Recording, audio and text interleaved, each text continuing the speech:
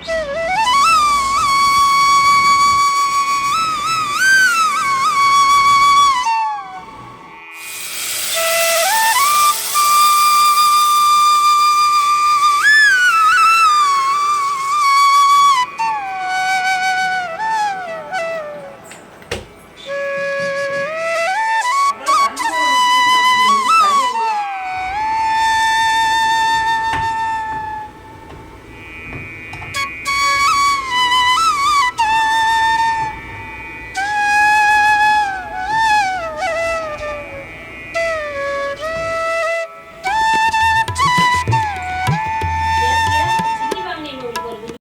Tears, welcome back our channel. Hope எல்லோரும் ஹெல்த்தியாக ஹாப்பியாக இருப்பீங்கன்னு நினைக்கிறேன்.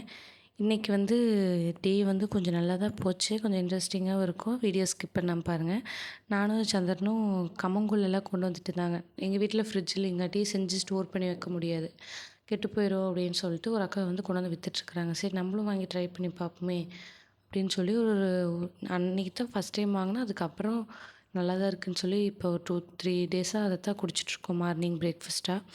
அப்புறம் அதை குடிச்சிட்டு சரி சாப்பாடு பொறுமையாக செஞ்சுக்கலான்னு சொல்லிட்டு சாம்பார் தான் வச்சேன். சாம்பார் வைக்கலான்னு சொல்லிட்டு அதுக்கு தேவையான எல்லா பொருளும் எடுத்து சமைச்சிட்ருக்கும்போது எங்கள் பாப்பாவை அங்கே பக்கத்து வீட்டு கூட்டி போயிடுவா. அங்கே போனான்னா எனக்கு வேலை இருக்காது. ஏன்னா இல்லைன்னா அதை எடுத்து வைப்பா. அவளை போய் பார்க்கணும் பாப்பாவை. அவங்க பின்னாடியே சுற்றிட்டுருக்குற மாதிரி இருக்கும். இல்லைன்னா நான் கொஞ்சம் என்னோடய வேலை, எனக்கு என்ன வேலை இருக்கோ சமையல் வேலை அதெல்லாம் பார்த்துட்ருக்குற மாதிரி இருக்கும். அப்புறம் இன்றைக்கி அட்சய திருதின்னு சொல்லிட்டு நானும் மற்றவங்கெல்லாம் நகை எடுக்க போவாங்க, கொஞ்சம் காசு பணக்காரங்களாம். நம்மலாம் என்ன பண்ண முடியும், கம்முன்னு இருக்க வேண்டியதான்னு யோசிச்சுட்டு இருக்கும்போது எங்கள் அப்பா கால் பண்ணி இந்த மாதிரி உப்புக்கல்லும் மஞ்சத்தூளும் எடுத்து சாமிகிட்ட வச்சு கும்பிடு அப்படின்னு சொல்லி சொன்னாங்க. அப்போ தான் யோசிச்சு சரி அவங்களுக்குலாம் காசு இருக்கிறவங்களுக்கு நகை, நமக்கு இல்லாதவங்களுக்கு இதுதான் அப்படின்னு சொல்லிட்டு நானும் அதுக்கு தேவையான ப்ராசஸ்லாம் பண்ணிகிட்ருந்தேன். சாப்பாடு சீக்கிரம் வச்சுட்டா பாப்பாவெல்லாம் தூங்க வச்சுக்கலாம், அப்புறம் வீட்டெல்லாம் வலிச்சு விட்டு சாமி கும்பிட்டுக்கலாம் அப்படின்னு நினச்சிட்டு இருந்தேன். அப்புறம் நானும் வீட்டுக்குள்ளே போய் பெட்ரூம் போய் பார்த்தா தெரியுது வீட்டில் மடிக்கிற துணி அத்தனை இருக்குது. எங்கள் வீட்டில் கீழே ட்ரெஸ்ஸிங் டேபிளில் ஒரு பொருள் வைக்க முடியாது. ஏன்னா எங்கள் பாப்பா கீழேன்னு ட்ரெஸ்ஸிங் டேபிள் ஏதாவது ஐலைனர்லேருந்து நெயில் பாலிஷு, ஒரு கன்சீலர், ஏதாவது ஒரு மேக்கப் ப்ராடக்ட்ஸ் வச்சுருந்தோன்னா அதை எடுத்து கீழே போட்டு இல்லை வாயில் ஓப்பன் பண்ணி வச்சுக்கிறாங்க. வாய்க்குள்ளே போயிடுது, அதுதான் பயமாக இருக்குது. மற்றபடி அது வேஸ்ட்டானால் வேஸ்ட்டாகி போயிட்டு போகுது. காசு மறுபடியும் கூட வாங்கிக்கலாம்.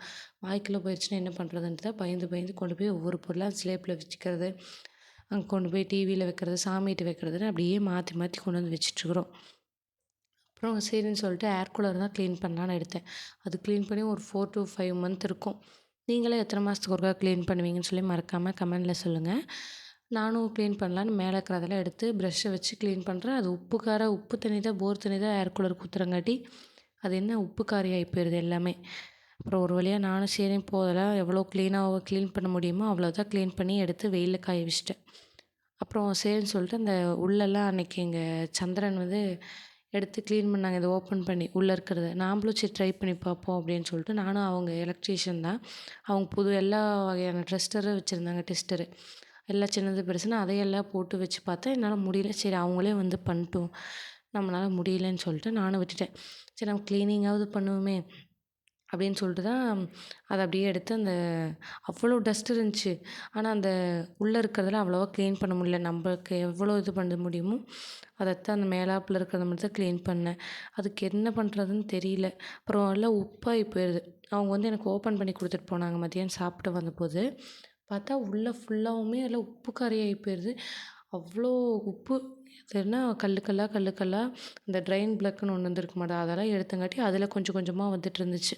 இப்போ தான் பார்த்தேன் போர் தண்ணி ஊற்றுறதுல இவ்வளோ ஒரு இதாக இருக்குது. அதுதான் சீக்கிரம் ஏர் கூலர் கெட்டு போயிருன்னு சொல்லுவாங்களாட்டக்குது அப்படின்னு யோசிச்சுட்டு இருந்தேன். அவங்க சொல்லும்போதே சொன்னாங்க, இப்படிலாம் ஏர் கூலருக்கு போர் தண்ணி யூஸ் பண்ணக்கூடாது, ஆற்று தண்ணி தான் யூஸ் பண்ணணும், அப்போ தான் கொஞ்சம் ரொம்ப நாளைக்கு வரும் அப்படின்னு சொல்லிட்டு. நமக்கு என்ன இருக்குமோ அதுதானே, குடிக்கிறதுக்கு தான் இங்கே தண்ணி வரும். அதனால் அதுக்கு மட்டும்தான் எடுத்து வச்சிட்ருக்கேன். அப்புறம் பாப்பாவுக்கு கூழுக்கெல்லாம் எடுத்து ஊற வச்சுட்டேன், ராகிக்கூழ். ஏன்னா அதுதான் இப்போ கொஞ்ச நாளாக கொடுத்துட்ருக்கேன். அப்புறம் வீட்டெல்லாமே அவ்வளோ மெஸ்ஸியாக இருந்துச்சு. சாப்பாடுலாம் பண்ணிட்டு, இது எங்கள் பாப்பாவுக்கு சைக்கிள் வாங்கினது, பர்த்டேக்கு வாங்கினது. எங்கள் வீடு எல்லாமே ரொம்பவுமே இதாக இருந்துச்சு. ஒரு ஹால்லேருந்து பெட்ரூம் பார்த்தேன். இதை வந்து இந்த வேலையெல்லாம் செய்யணுன்னா எங்கள் பாப்பா தூங்கணும்னு சொல்லிட்டு எங்கள் பாப்பாவை தூக்கி தொட்டிலில் போட்டு பொறுமையாக அப்படியே தூங்க வச்சாச்சு. நானும் சரி இப்போ வேலை செய்யணுன்னா முதல்ல சாப்பிட்ணும், நம்ம உடம்புக்கு வந்து சாப்பிட்டா தான் அடுத்ததெல்லாம் நிமித்த முடியும் வேலையை அப்படின்னு சொல்லிட்டு பிரேக்ஃபாஸ்ட்டே ஒரு 11 மணி இருக்கும்னு நினைக்கிறேன். அப்போ தான் சாப்பிட ஆரம்பித்தேன். ஏன்னா கம்மங்கூழ்லாம் குடிச்சிட்டோம்ல அப்படின்னு சொல்லிட்டு தான், அதுவும் ஒரு டம்ளர் தான், அவ்வளோதான் குடிக்க வந்துச்சு. அப்புறம் சாம்பாரும் சாப்பாடு வந்து சாப்பிட்டு சாப்பாடுக்கும் அந்த சாம்பார் பார்க்கும்போது ரொம்பவுமே டெம்ட் ஆயிடுச்சு, எப்படா சாப்பிடுவோம் அப்படின்ட்டு.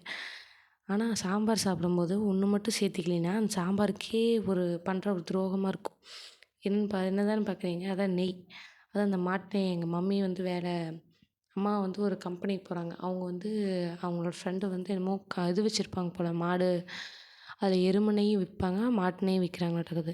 ஏன்னா நானும் இந்த எருமை நெய் சாப்பிட்டு பார்த்தது எனக்கு என்னமோ தோசைக்குன்னா நல்லாயிருக்கு, இந்த மாதிரி சாப்பாட்டுக்குன்னா திகட்டுற மாதிரியே இருக்குது. ஆனால் இந்த மாதிரி மாட்டு நெய்னா நல்லாயிருக்கு. உங்கள் ஊரில் கிடைக்குதான்னு சொல்லி மறக்காமல் சொல்லுங்கள். அப்புறம் சாப்பாடு அப்படியே பார்த்தேன், நல்லா இருந்துச்சு. அப்புறம் ஆம்லேட் போட்டு அந்த ஆம்லேட்டை வந்து திருப்பி போட்டிங்கன்னா ஆஃப் பாயில் அப்படியே அது ஒன்றும் பாதியமாக வெந்து அப்படியே சூப்பராக இருக்கும். அது சாப்பிடும்போது நீங்கள் வேணால் ட்ரை பண்ணி பார்த்துட்டு நீங்கள் இது சாப்பிட்ருக்கீங்களான்னு சொல்லிவிட்டு அதையும் சொல்லுங்கள் மறக்காமல் கீழே கமெண்ட்டில். அப்புறம் அதை எடுத்து பிளேட்டில் போட்டு ரெண்டே அப்படியே ஒரு 5 நிமிஷம் பார்த்துட்டு இருந்தேன். இதுதான் சாப்பிட போகிறோம், எவ்வளோ அழகாக இருக்குல்ல, அப்படியே அழகு போல் இருந்துச்சு, அப்படியே பார்க்கவே அம்புட்டு அழகாக இருந்துச்சு. அப்படியே பார்த்துட்டு ஈவினிங் டைம் ஆயிடுச்சுன்னு சொல்லிட்டு பாயாசம், நேற்று வந்து ஆச்சி மிக்ஸ் பாயாசம் வாங்கி வச்சுருந்தேன் நான். அதை வச்சு பார்த்தா சத்தியமாக எதுக்குடா வாங்கினோம் அப்படின்னு சொல்கிற மாதிரியே இருந்துச்சு. அதனால் எங்கள் சந்திரன் எனக்கு நீ வேறு மாதிரி வச்சு கொடு அப்படின்னு சொன்னங்காட்டி அது வச்சு கொடுத்துட்டு, அப்புறம் மே 1ஆந்தேதி எடுத்த வீடியோ அடுத்த நாள் எடுத்தது தான். எங்கள் அம்மா வீட்டுக்கு போயிருந்தேன் லீவில் சொல்லிட்டு கம்பெனிக்கு. அங்கே போனால் அம்மாவும் சப்பாத்தி எல்லாம் எங்களுக்கு பூரி சுடணுன்னு சொல்லி எல்லாம் ரெடி பண்ணிகிட்டு இருந்தாங்க. எங்கள் பாப்பாவும் எங்கள் அக்கா வந்து ஊருக்கு போயிருந்தாங்க, குருநாயக்கன்பாளையம் அந்த சைடு வழியாக போயிருந்தாங்க எங்கள் அப்பாவை பார்க்கறதுக்கு. அங்கே போகும்போது எல்லாம் போய் கருவேப்பிலை ஹோம்மேடாக நாங்கள் ஹேர் ஆயில் வந்து பண்ணுவோம். அதுலேருந்து எங்களுக்கு ஹேர் க்ரோத் நல்லா இருந்துச்சு. எங்கள் அக்காவுக்கு ஸ்கூல் படிக்கும்போது ரொம்பவுமே இடுப்புக்கு கீழே இருந்துச்சு. எப்போ காலேஜ் போகும்போது பூ முடி கொடுத்தாங்க அந்த மாதேஸ்வரன் மலைக்கு. அப்போ இதானது தான், இன்னுமே முடி வளரல. அவங்களும் அப்புறம் மறுபடியும் ஹேர் கட் பண்ணும்போது இப்போ கொஞ்சம் க்ரோ ஆகிட்டுருக்கு. மறுபடியும் போய் அவங்களுக்கு என்ன ஹேர் ஸ்டைல் பிடிக்குமோ அதெல்லாம் கட் பண்ணிகிட்ருக்காங்க. இங்கே வந்து வீட்டில் எல்லாம் ஸ்லேப் அதிகமாக இல்லைங்காட்டி அம்மா வீட்டில் பொருள்லாம் பாப்பாவுக்கு கையை எட்டுறங்காட்டி தண்ணியில் கீழே தான் வைக்கிற மாதிரி இருக்குது. கொண்டு போய் அவளோட பேபி ஆயிலேருந்து எல்லாம் கொண்டு போய் கீழே போட்டுறாங்க. டம்ளர்லேருந்து குப்பை தொட்டி கூட வைக்கிறதுக்கு இடம் இல்லைங்காட்டி அவங்க பாட்டுக்கு அவங்க நல்லா ஜாலியாக இருக்குது. எங்கள் அம்மா வீட்டுக்கு வந்தால் மட்டும் ருத்விகா பாப்பாவுக்கு. அப்புறம் எல்லாம் விளையாடிட்டு நீ என்ன வைக்கிறது நான் என்ன விளையாடுறதுன்னு அந்த டப்பாவை விட்டுட்டாங்க. அப்புறம் ஈவினிங்காட்டம் எங்கள் வீட்டுக்கு வந்துட்டோம். மீன்லாம் சாப்பிட்டு வந்தோடனே அக்கா அந்த ஏபிசிடி ஃப்ரூட்ஸு குட் ஹேபிட்ஸ் அதெல்லாம் எழுதி வச்சுருந்தா அதை வந்து அதெல்லாம் சொல்ல மாட்டாங்க. அக்கா அதை மட்டும் தான் சொல்லிகிட்டு இருந்தாங்க. அப்புறம் விளையாட்டு அவங்க அப்பா வந்து என்ன பண்ணிடுறாரு, அந்த பேக் கட்டி விட்டு டெடி பேர்லாம் கட்டி அதை விளையாடிட்டு இருந்தாங்க. இவங்களுக்கும் ஹாப்பியாக இருந்திருக்கும் போல். இப்படி தான் இன்றைக்கி டே போச்சு. டே ஹாப்பியாகவும் போச்சு, நல்லா போச்சு. ஓகே கைஸ், இது மாதிரி ஒரு நெக்ஸ்ட் வீடியோவில் பார்க்கலாம். பாய்.